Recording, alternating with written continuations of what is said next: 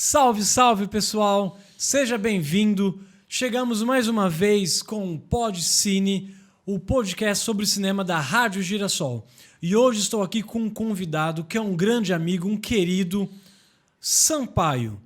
Sampaio, muito obrigado por estar aqui hoje. Sei que o seu tempo é escasso e agradeço imensamente de estar aqui conversando com a gente hoje. Rodrigo, o prazer é todo meu. Primeiramente, muito obrigado pela oportunidade de estar aqui no seu quadro PodCine, da Rádio Web Girassol, e falar um pouquinho sobre cinema. Como eu disse, não sou um bom entendedor de cinema, mas de filmes. Adoro, sou um apreciador de bons filmes. Muito obrigado pela oportunidade. Eu que agradeço muito. Tenho certeza que iremos ter uma conversa bem produtiva aqui hoje. Já vamos começar. Sim. Sampaio, nós sabemos que o cinema é uma ferramenta de entretenimento, né? As pessoas querem esquecer um pouquinho daquele problema, assiste um filme que vai passar 1 hora e meia, 2 horas ou até 4 horas ali, deixando de lado os problemas e se inserindo naquele mundo de magia, né? Mas também o cinema é uma grande ferramenta onde nós podemos inserir conceitos, ideias, também podemos tirar emoção, né? O cinema traz muita emoção pra gente. Sampaio, qual que é a relação? Tem uma relação do cinema e a emoção? Olha, sua pergunta é muito pertinente, até porque, dentro da minha visão, não vou tentar generalizar, mas dentro da minha visão, a emoção está totalmente ligada ao cinema, à força do cinema. E a gente pode citar depois alguns filmes para você poder entender como essa emoção vem, de uma forma exacerbada, forte, ou ao contrário. Tem muitos filmes que você vai assistir e não tem reação alguma, mas a válvula motriz, o que movimenta o cinema, ainda é a emoção, é o grande pulo do gato para os grandes cineastas. O cinema nada mais é do que um jeito de contar histórias, né? E quando você conta a história, você tira emoções das pessoas. Exatamente. As mais diversas, né? Você tem algum filme para exemplificar isso, de como é a emoção, como que o cinema trabalha a emoção? Então, dentro da visão nossa, de analista comportamental, o mais importante é ter cuidado com os excessos. Quer dizer, vamos partir dessa premissa. O excesso é o que atrapalha tudo, que pode tanto te ajudar como pode também te orientar no seu trabalho. Vamos usar 2 exemplos de 2 filmes. O primeiro, particularmente, os 2 filmes eu gosto muito, por causa dos excessos. Quais são? A Vida é Bela, de Roberto Benigni, de 1997, interessantíssimo, e Paixão de Cristo, do Mel Gibson, de 2004. Eu acho que dentro desses 2 filmes a gente tem um universo da parte da emoção de uma forma exacerbada e outra não, mas trazendo a leveza e o milagre, a magia do cinema. Os 2 filmes são belíssimos, Sim. São muito bem trabalhados dentro da fotografia e tudo, mas os 2 são bem diferentes, né? Eles são distintos. Totalmente distintos. Totalmente diferentes. E nós arrancamos as emoções diferentes. Sim. Né? Por exemplo, A Vida é Bela. Ok. Você vê, vamos tentar entender o universo desse filme. A narrativa dele é durante a Segunda Guerra Mundial, não é? Onde um pai e filho são levados a um campo de concentração. E interessante que Roberto Benigni, além de ser o diretor, ele é o protagonista do filme. E o mais interessante disso tudo é o lado lúdico que ele traz para o filme. Porque ele com o filho dele não tinha noção ainda do que seria uma guerra, não é? Eles como judeus, o Hitler, Segunda Guerra Mundial, para da perseguição, levado para um campo de concentração, o filho assustado, longe da mãe, ele tentou recriar toda a atmosfera da família. E o lado lúdico da criança, porque era uma criança que estava ao lado dele, que era o filho dele. O que ele fez? Ao invés de colocar o peso da Segunda Guerra Mundial, do martírio que foi feito para os cárceres privados, que eram os judeus que estavam presos, ele colocou para o filho dele a visão de um jogo. Uma leveza. Sim, aí que entra o lado da veia artística do grande Roberto Benigni, não é? De levar esse viés do lado da leveza, da sutilidade, mas do lado doce da vida. Você entendeu? Porque o próprio título da vida, porque você colocar A Vida é Bela dentro de uma atmosfera... De um tema tão forte. Exatamente, tão contundente, ele teve essa genialidade. Que para mim esse filme é perfeito, mas sem o excesso. Ele conseguiu trazer tanta atmosfera da Segunda Guerra Mundial, colocando aquele tom cinza acinzentado no filme, e ao mesmo tempo a leveza da criança de achar que estava brincando. Ó. Passaram por no decorrer do filme, todas as necessidades que a criança ia passando, para o pai nada mais é do que uma etapa de um jogo que ele teria que conquistar. E com isso, ele foi dando a leveza do filme, sem o excesso. Ele trouxe a emoção. Se a pessoa assistir esse filme, eu tenho certeza que ela não vai conter as lágrimas, principalmente no final, quando a criança se sente recompensada, que entra um canhão. Não vou dar uma de spoiler aqui, não. Mas no finalzinho do filme é muito interessante. Você vê toda a leveza do filme e toda a tragicidade no final do filme. Que particularmente quando assisti esse filme estava contendo as lágrimas, aquele lado machista, mas no final do filme eu não consegui conter as lágrimas. Não tem como. Não tem como. Se a pessoa é humana e assistir esse filme, ela vai sentir que o coração dela vai bater. O interessante desse filme também é o começo do filme. Sim. Ele é como se ele liberasse uma comédia no começo do filme, né? E no decorrer do filme, ele vai mantendo essa coisa da comédia, mas ele já vai entrando num tema que já vai abordando uma emoção diferente no meio do próprio filme. Sim. Isso é muito interessante. É bem legal, porque eu não sei como se explica isso, mas você começa o filme rindo, porque tem aquelas cenas bem engraçadas do Benigni no começo do filme. Sim. E você vai se abrindo, você vai se doando pro filme, de repente você já está tão imerso que ele se torna mais emocionante. Sim.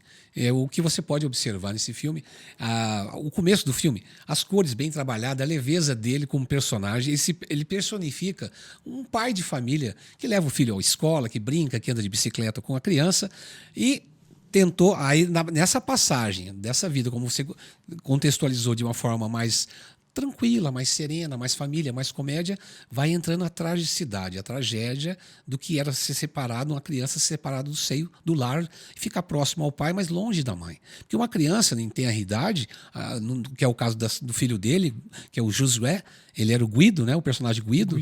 Então, lembra do Guido e o filho era o Josué, né?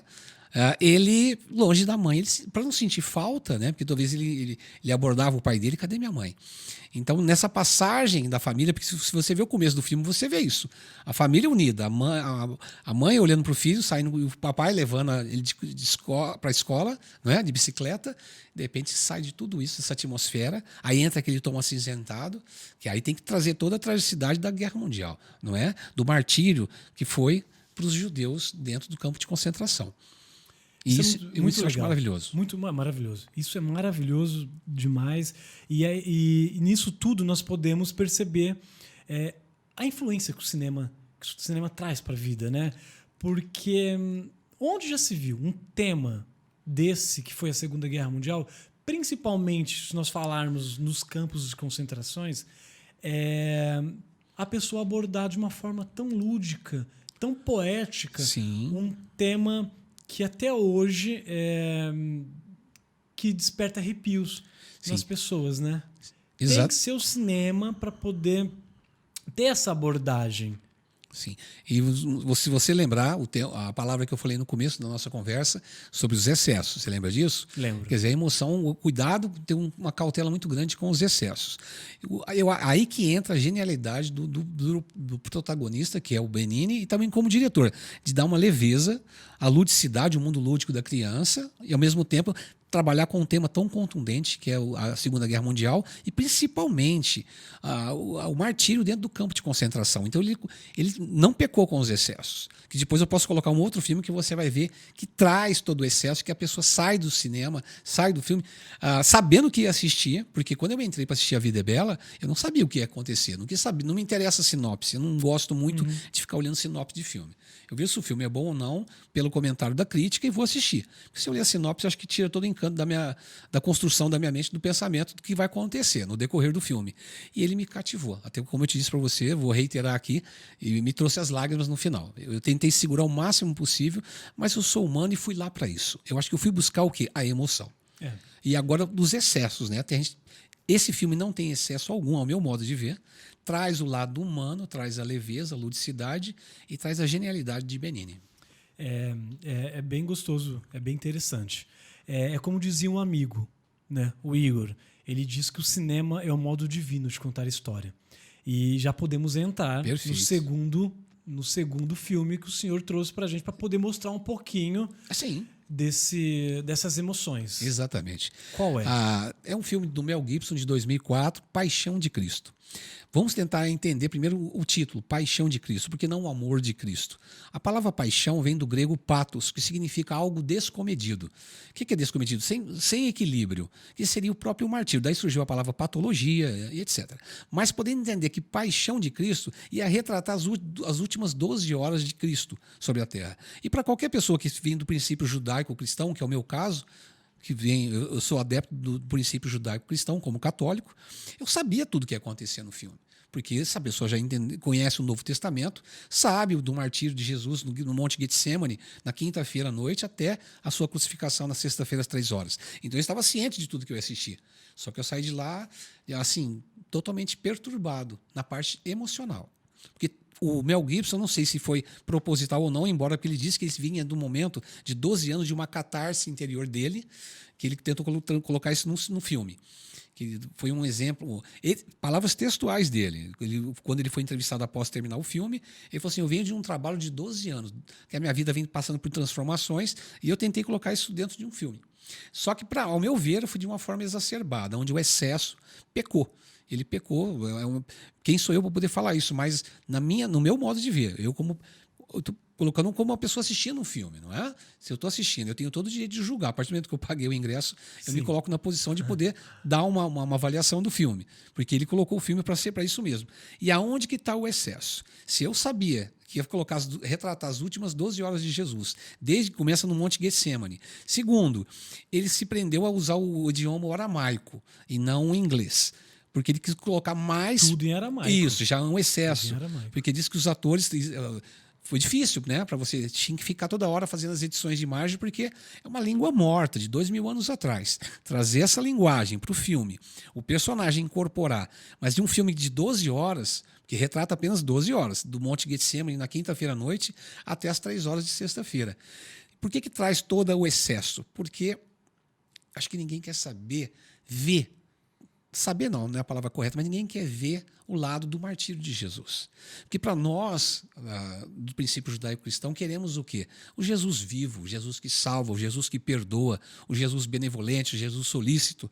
E ele colocou só a parte da paixão, quer dizer, do pathos do grego, quer dizer, o lado descomedido da emoção, que é a martirização, a crucificação, literalmente, de Jesus.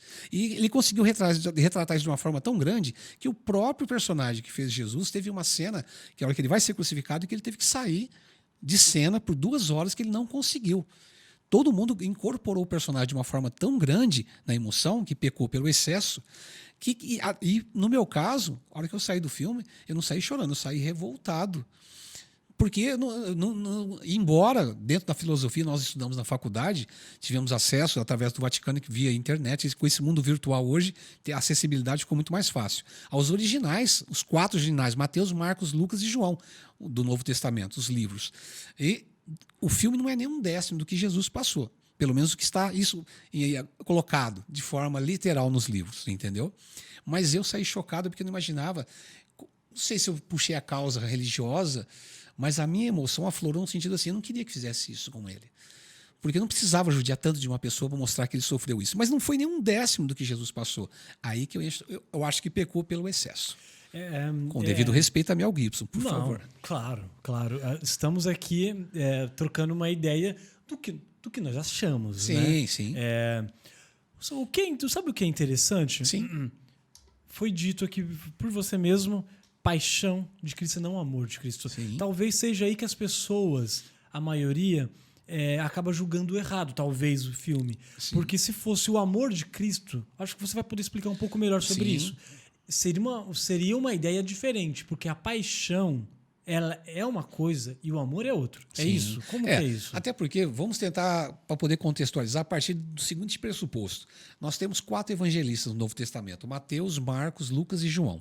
Se você pegar Mateus, o Evangelho de Mateus, coloca um Jesus político, a visão do dai a César o que é de César, o apedrejamento da adúltera. Se você pegar Marcos, já pega um Jesus solícito, que realiza milagres, que salva as pessoas, que cura cegos e aleijados. Você pegar o Evangelho de Lucas, que era um médico grego, você vai pegar um Jesus mais histórico. Jesus, que era filho, ele dá toda a genealogia de Jesus. E você vai pegar João, já pega um Jesus mais metafísico, ou seja, além das coisas físicas. Eu acho que o Mel Gibson... Exato. Aí que Jesus... Eu acho que o Mel Gibson foi beber nas fontes do Evangelho de João. Trazer tanto o Jesus político ele não quis, nem o solícito, nem o histórico, mas o Jesus metafísico. O que é metafísico? Além das coisas físicas, aquele Jesus que suporta muito mais do que você imagina, aquele Jesus que veio salvar. Só que, volto a reiterar, foi de uma forma descomedida. Daí a palavra pathos, de a paixão de Cristo. Porque ele foi questionado por causa do título. Por que paixão? Ele falou, vocês viram? Eu dei para vocês o que vocês queriam.